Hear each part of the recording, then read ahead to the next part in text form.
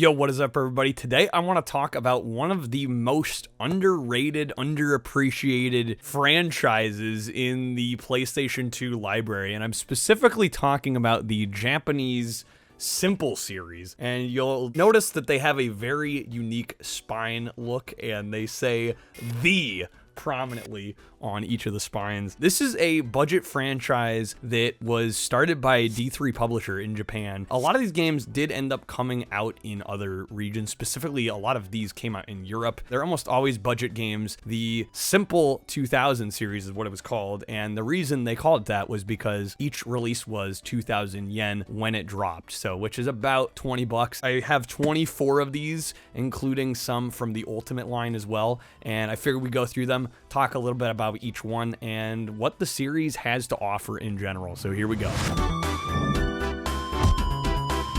So I want to start by saying as well that this is far from a full set and this won't be comprehensive. There are lots of Simple series games that frankly are like quiz show games that are designed for the Japanese audience, and if you don't speak Japanese, you're kind of screwed. So I have kind of picked and choosed when it comes to what games I have picked up, and I tend to go for ones that I think will interest me and that I think I can play despite the language barrier. So that's what I've focused on here, but just to give you guys a sense for what's available, and a lot of these are incredibly cheap, by the way. So they're a really fun subset to collect for if you're willing to go the Japanese collecting route. First one I got here is volume 16. We're gonna go in order, and this is the Sniper 2, and this is actually a sequel to a Simple 1500 game on the PS1 called The Sniper. While I like the first one more, I had to pick this up because these are actually really fun little bite-sized sniper missions, and usually you get like 10 or so levels, and they all have a different kind of scenario. You're placed up in a perch and you're waiting for a target to come out that you can snipe them. It's a very simple gameplay concept. This one's actually quite silly because this one actually did come to Europe as well and got an English translation, which is what I tend to play anyway on this one. I just wanted to have it in the collection. It is quite a bit zanier. The first one has more of a noir feel to it, whereas this one is just totally off the wall. The liberal use of Comic Sans as well. Quite a fun little game, not very expensive. I'd say worth the cheddar if you can pick this one up. Next up, we've got the Bowling Hyper, and this is volume 24. This is just a pretty basic bowling game, but it's actually done quite well. The presentation's pretty good. You got some cute little waifu material for the characters, but yeah, pretty fun little bowling game. Quite good physics, you know, solid gameplay mechanics, and honestly, for just the few bucks that I paid for it, a fun little bowling experience that didn't cost a whole lot of money. Next up we got here is volume 28, and that is the Bushido, and this obviously, as you can imagine, per the title, is very much comprised of sword fighting. It reminds me a lot of if you've played Way of the Samurai on the PS2 as well. It is not nearly as polished as that game, as this is a budget Simple series game, but it's honestly not bad. This is one of the earlier ones I picked up, so it's been quite a while since I played this one, but I remember enjoying it for what it was. Pretty simple gameplay loop. As you can probably imagine with the Simple series, that was kind of their thing. The presentation here was pretty good. There is some story elements that as a gaijin I am missing because I don't speak Japanese. Gameplay wise, it was solid enough to keep me hooked, and I did end up actually finishing this one, so pretty fun little game. Once again, extremely cheap. Up next, we've got volume 35, and this is the Radio Helicopter. This is actually a sequel once again to another PS1 Simple series game, and that one also got localized to the US as RC Helicopter, and I picked it up based off loving the first one. And once again, this is another one where you'd think PS2 better hardware, it would be the better version of the game, kind of like Sniper, but honestly I prefer the PS1 game. Not that this one was bad by any means, but it definitely did kind of bloat things up. Obviously you are racing around as a little RC helicopter, and essentially you're completing a bunch of different kind of miscellaneous tasks. It kind of reminds me of something like Mr. Mosquito. It's got a lot of that similar kind of feel to it.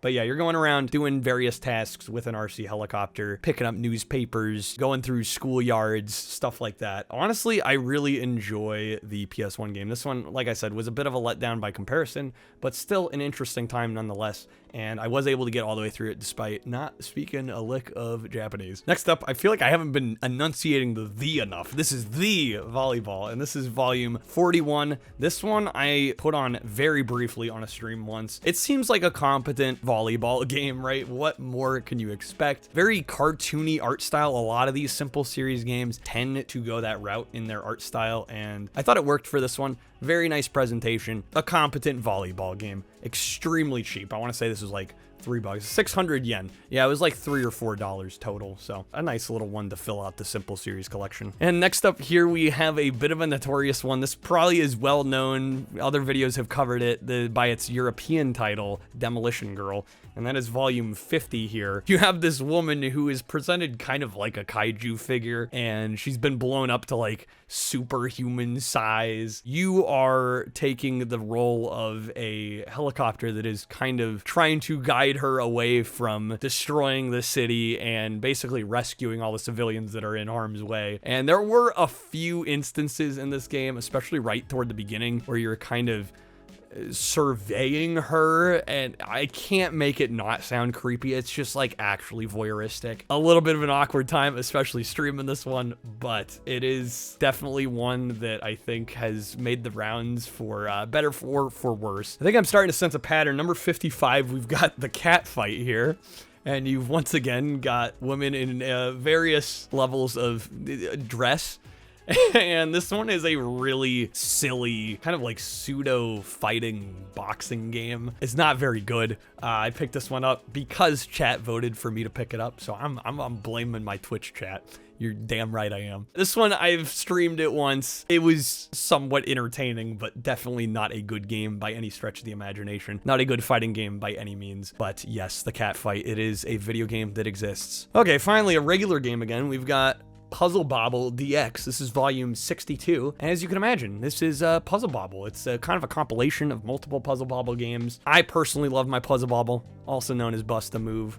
Great little games, fun puzzle games, highly addictive, easy to pick up and play, and somewhat hard to master, I would say. I really love these a lot. They're definitely worth checking out. This is a solid compilation of a few of the different games. Really glad to have this one in the collection. Next up is one I admittedly have not played a whole lot. I think I streamed it once, and that is volume 72. And the reason I picked this one up is because in Europe, this game was rebranded as Yakuza Fury. So it was basically being touted as a Yakuza spin-off, even though it really has nothing to do with the Yakuza franchise or any ties to Sega and that line of games, but it's in kind of an interesting side-scrolling brawler. Like I said, I haven't played a whole lot of this one, but mainly picked it up due to that Yakuza connection, and honestly not a bad little game, especially for how cheap this one tends to go for. I think I gave it up though because I got a little bit lost and the language barrier was getting a little tall. Next up, we got volume 82, and this is The Kung Fu. This one I actually played through a couple of the stories. This is once again kind of a third-person brawler, actually quite decent, and there's a number of stories in this. This actually has a decent amount of content for being a simple series game. A lot of these games tend to not have loads of content. You can beat them pretty quickly, and this is no exception because the individual stories are usually only like 45 minutes to an hour long each, and you get credits after each one, but there are multiple, and so I've gotten credits multiple times on this, played a few of the different stories here. Obviously, I'm not gaining too much from the story exposition because I don't speak the language, but there isn't a ton of story here to begin with. It is mostly pretty much action oriented, and it's not a little bad little brawler. Next up, we got volume 89, and this is the Party Game 2, I believe. This is a minigame compilation by D3. It honestly plays very similar to what you'd expect from, say, a Mario Party of the era. Now, it's not nearly as polished. I would say the minigames aren't nearly as memorable, but there are a large handful of minigames, as you can tell from the cover here. They go through quite a few on this front cover. There's 40 minigames. They vary in quality. They're not the greatest minigames. They're not going to knock your socks off, but you know, if you're looking for a kind of a Mario Party amalgam on something that's not a Nintendo console, you could do worse than this. So Party Game 2. This is another one that I'm gonna blame my chat on, and that is volume 88. I remembered the moment I was on Suragaya and was looking at this game. I asked my chat whether or not we were gonna buy it, and guess what they voted for? It's here right now. This is known as the Miniskirt Police, and this is essentially a third-person shooter. Probably the most interesting and well-known element of this game is as you take more damage, you actually start to lose articles of clothing. Yeah, I think we'll just leave that at that. This game is really not very good.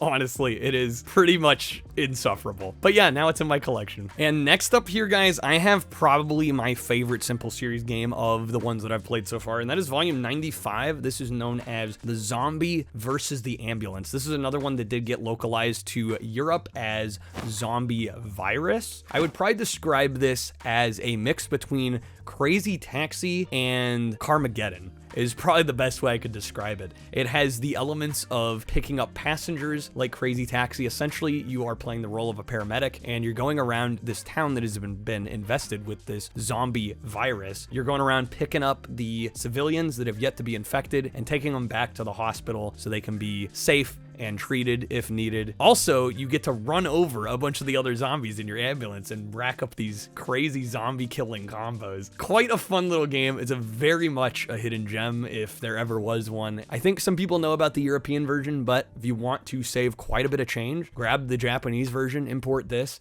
It is very much playable without knowing Japanese, although, you know, you are gonna have to fumble your way through some menus here and there. Obviously, the story is not gonna be in English, but very much playable and quite a lot of fun. We actually finished this one. It took quite a few hours for us to finish this on stream, but worth every second of it. Really love this one a lot. This next one too actually probably been one of my favorites as well, but unfortunately, it has a bit of a caveat. This is volume 96, right after Zombie versus the Ambulance. This is the Buccaneer or the Pirate, whichever you prefer. This one did come out as Buccaneer in PAL territories as well, so it did get a localization. So there is an English version if you want to check that one out. Once again, though, this is quite playable without knowing Japanese. It plays a lot like a Dark Souls. I would say it's a third-person kind of hack and slash game. Some of the later levels require quite a bit of dodging and learning enemy patterns. Unfortunately, I did make my way almost all the way through this. This is another one that is actually a few hours long. Some of these later Simple Series games actually have quite a bit of content, surprising amount of content. And I got to what I can only imagine was the final boss rush before I unfortunately had to give up, because there are 4 bosses in a row that you have to deal with and you get limited health to get through all of them, very little in the way of replenishing, and some of these bosses are quite notoriously difficult. I just wasn't able to do it.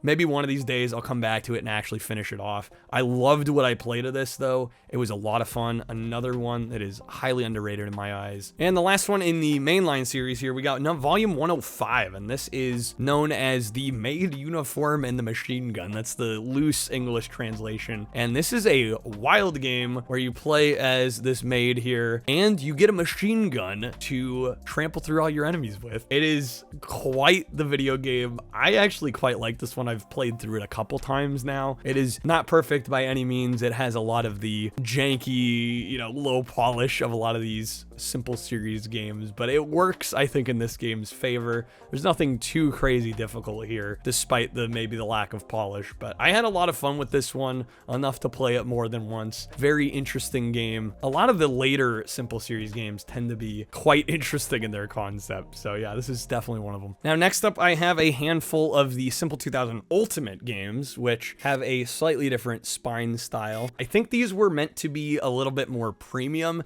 They drop the titling, and usually they're slightly more fleshed out experiences, although you can see with some of the last ones we dealt with in the main line, they were starting to go in that direction, so I think they kind of realized they needed to rename these accordingly to show that they were a little more full-featured. And the first one I have here, I don't have volume 1, but I do have volume 2, and this one is known as the Edit Racing, and this is a great little racing game, very underrated, very obscure, but really awesome. And this is by Yuke's, who, for those that don't know, did a lot of the SmackDown games, a lot of wrestling games, and as well as some fighting games like Evil Zone. Great developers behind this. Not only is this a fantastic little racing game, but as the name would imply, you do get to edit your own courses, and basically this has a track builder in it as well. So really awesome game. For how cheap it is, it's, in my eyes, a no-brainer if you're at all into racing games on the PlayStation 2. This is a must-own. Next up, we got volume 6, and this is Love Upper. Yeah, we got another one of those hornball games. So what can I say? This one is a boxing game, a little similar to Catfight, although definitely much more of an emphasis on the boxing side of things. I seem to recall this one was fine. This one's by Tamsoft, and Tamsoft did a lot of the better Simple Series games in general, but this one I seem to recall having a very significant difficulty spike, and after the first few matches, the game becomes borderline impossible to win. one, so that killed my experience of this one pretty quickly. This one is another one of my personal favorites, and that is volume 7. We've got the Security Police, and I believe this one did also get localized to Europe. This one is a fantastic little mission-based driving game where you're on a motorbike, and essentially it's a series of, I don't normally like these, but a series of escort missions where you're protecting this limo, and it's 10 missions. You've got a whole bunch of goons coming after this limo, trying to gun it down, and your goal is to protect said limo and kill all the baddies. It is quite fun, despite being a little lacking in the polish department. I don't know, I really enjoy this one a lot. Fun little gameplay loop, solid little shooting controls. You get to pick up ammo alongside the courses, and I honestly have a lot of fun with this one, despite it not being, you know, a fantastic game by any means. It's one you can get for pretty cheap, and I've played it a couple times. I have fun with it every time. I would recommend the Security Police. Next up, we've got another one that is a favorite of mine on the PS1. This PS2 version is still pretty good, but not nearly as great as the original. This is volume 8, and this is known as the Maid King. Now, the original PS1 game was known as The Maze. I am quite a fan of that one. I've played it many times. I've even done some speedruns of it. I created the speedrun leaderboard for it. This one is got a lot of the same gameplay mechanics. Essentially, what you're doing is it's a 1v1 game where you're going through these mazes, and your goal is to collect 3 keys and then make it to the exit. But the caveat is that your opponent starts with one of your keys. So there is a bit of a combat element there. You got to grab the key that they've got of yours, as well as the other ones scattered across the map. And once you have all 3, you get to the exit, rinse and repeat, and you win the game. It's quite fun. I imagine even multiplayer would be a lot better, but honestly, I have a lot of fun playing it just solo. Like I said, I do think the PS1 game is a little bit more streamlined. I think with the PS2, they just tried to kind of amp it up, and honestly, it's a game that didn't really need elaboration in my eyes. I think the simplicity of the first game is perfect, but this one is still very good. A decent, worthy follow-up. Next up, we got Ultimate Volume 12. This is known as Street Golfer.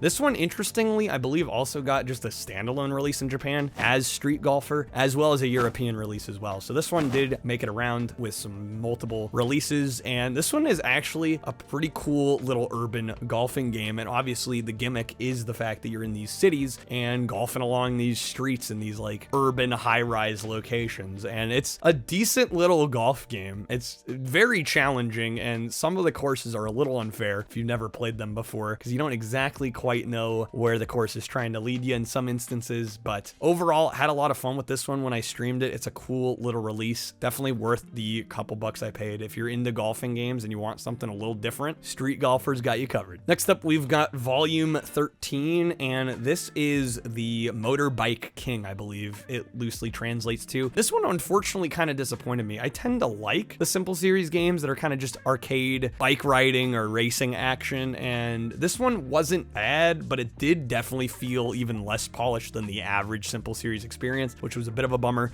Luckily, this one was really darn cheap though, so I wasn't out too much money. Maybe I gotta give this one another go. Admittedly, I haven't played it too much. My first impressions weren't the greatest on this one, and I would probably say for most people, it's probably an easy pass unless you just want to fill out your PlayStation driving / racing game collection. Next up is a bit of another notorious one, and I actually quite like this one. This reminds me of like Dead or Alive Extreme Beach Volleyball. I think people look at the cover and go, there's no way that's even close to good. And in this case, maybe it's not great, but honestly, like, it's not a bad little ping pong game. And that is volume 15. This is Love Ping Pong, also known in Europe as Pink Pong. And this is another one by Tamsoft. Maybe it's not an amazing ping pong game, but I found it quite satisfying. Overall, the physics and mechanics are decent. And there's also these really cool special moves you can charge your meter up for, and basically like slam these special moves on your opponent. They change depending on the character you select. There's different specials for the different characters. And yeah, overall, I actually quite like this one, even though, yeah, maybe it is a little fan servicey. I don't know. I had a lot of fun with it. It wasn't too expensive. Good gameplay, good visuals. How could you go wrong? This is another one that I can actually quite recommend, and that's volume 17. This is the Battle Bomb Drop-Off, I believe is the loose translation. And this one sort of plays like an open-ended kind of Bomberman style game almost. It's not maze-like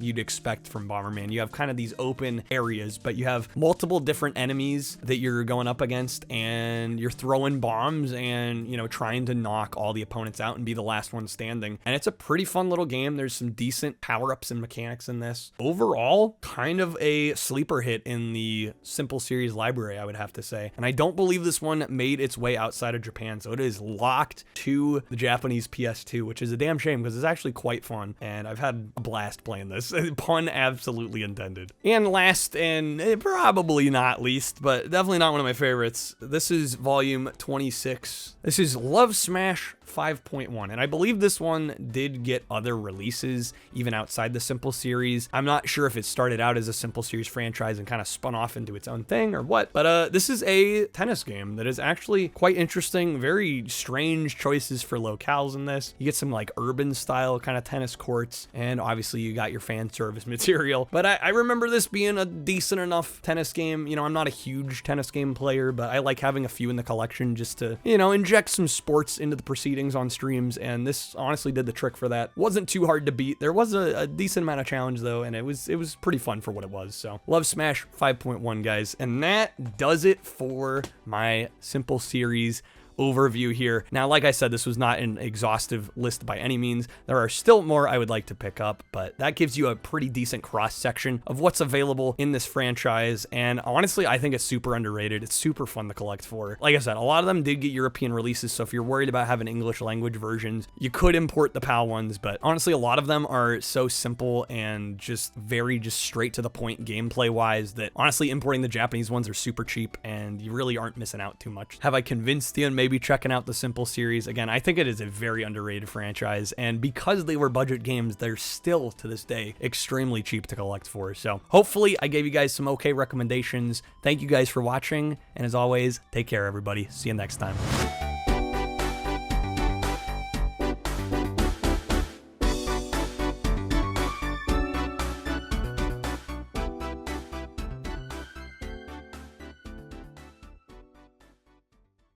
Definitely worth the couple bucks I paid.